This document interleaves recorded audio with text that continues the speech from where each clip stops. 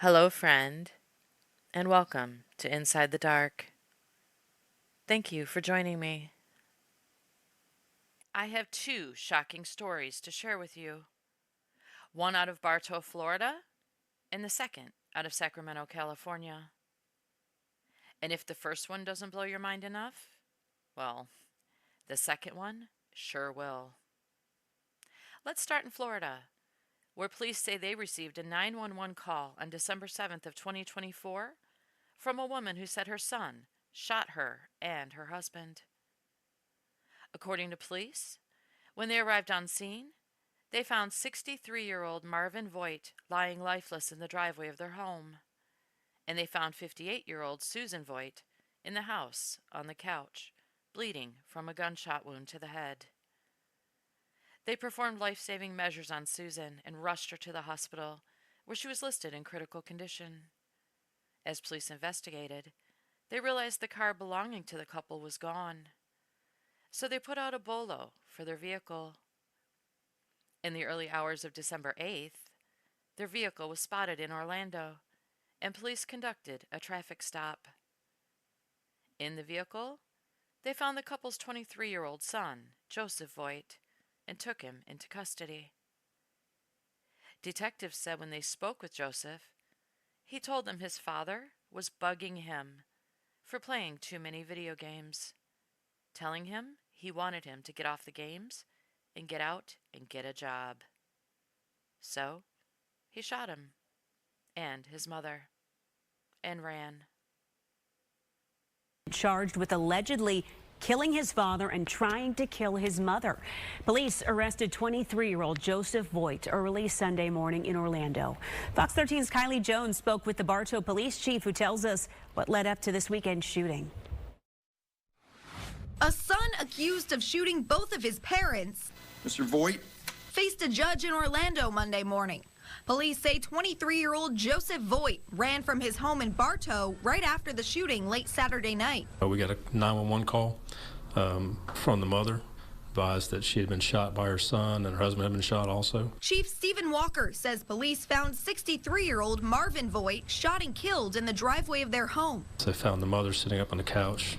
She was alive. She had been shot in the head once. Police say Joseph Voigt's mother was taken to the hospital, but Voigt was gone. Everything we've heard about this couple is they were really good people.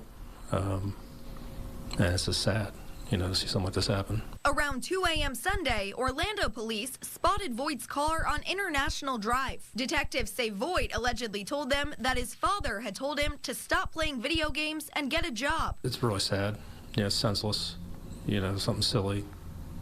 That he was upset about. Voigt was arrested in Orange County, where he appeared in court Monday. you have zero bond on both counts, so you're going to have to seek release from the judge on that case. A tragic situation that police say could have been avoided. Her wife has lost her husband and basically lost a son also at the end of the day. So it's going to be a real tough road for her. I feel really bad for her. Kylie Jones, Fox 13 News. According to reports, Joseph Voigt had a criminal past, including assault and firing a weapon in a residential area. I haven't been able to find any updates on Susan Voigt to find out if she survived the attack or not. Voigt is expected to be charged with murder and attempted murder. If that story didn't blow your mind, I bet this one will. Unaliving your parents over video games is horrible, for sure. But this next story, I believe, is truly demonic. Police in Sacramento, California, say they responded to a call in the early morning hours of December 20th of 2024 on the 7500 block of Versailles Way, after receiving reports of a disturbance at a home there. When they arrived, they found a woman and her mother outside the home, who told them the woman's husband had assaulted her and her mother, so they ran outside to get away.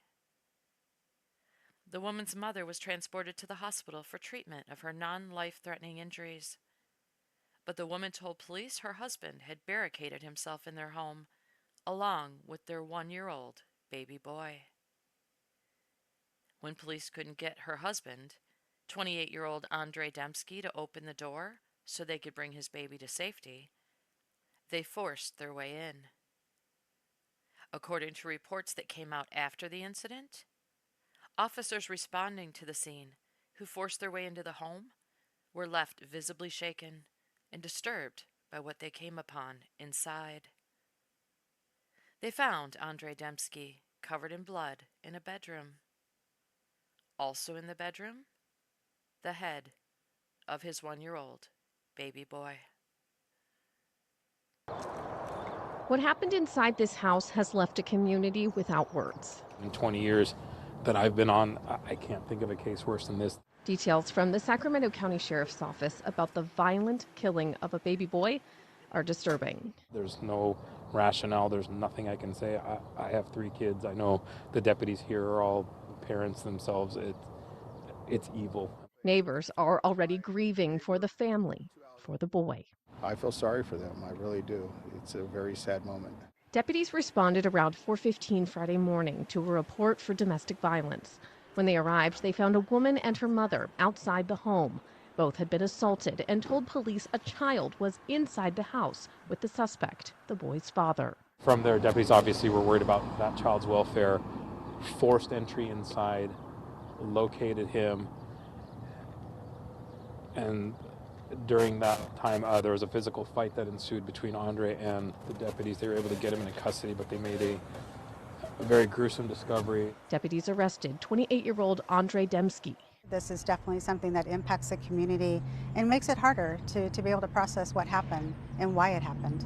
Given the gravity of the situation, the Sacramento County Sheriff's Office dispatched community and law enforcement chaplains. They obviously are impacted, just like all of us were when we heard the news of this tragedy. They are doing as best they can, and I think at the end of the day we tend to forget that they're men and women, husbands, wives, brothers and sisters, and they have children.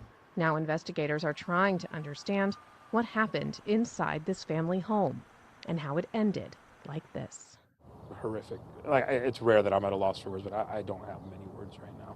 But this is pure evil, and there's no other way I can describe it. In Sacramento County, Leanne Denyer, KCRA 3 News. And according to a GoFundMe for the baby's mother, she's currently pregnant with the couple's second child.